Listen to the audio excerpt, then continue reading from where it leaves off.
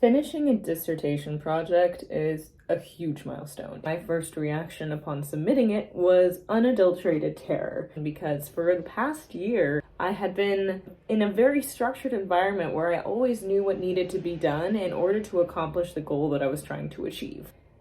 And suddenly I was cut loose again. It took me about 48 hours to normalize, to equilibrate. It took me a while to get back to a state of like, oh wow, yeah, free time is super nice to have. When it came time to celebrate our dissertation submission, it was a real heartwarming moment to see, my program mates come together and celebrate the fact that we had accomplished this major thing.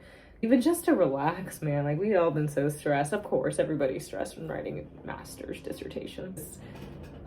Just take a breath, have a drink, relax, celebrate. Writing a dissertation is kind of an isolating experience. You're doing a lot of independent research. You can kind of talk about the writing process with other people, but everybody in my program took such different approaches and we're studying such different things. My research was about the Bamileke ethnicity.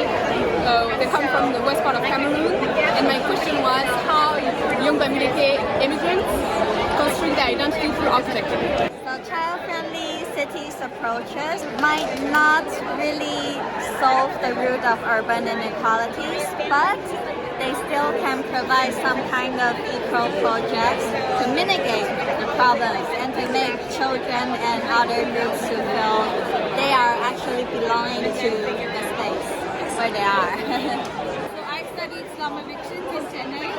I was also looking at the intersection between caste, politics, and urbanization.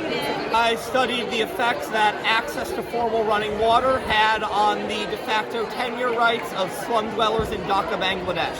I studied the use of temporary urbanism and small restaurant city revitalization.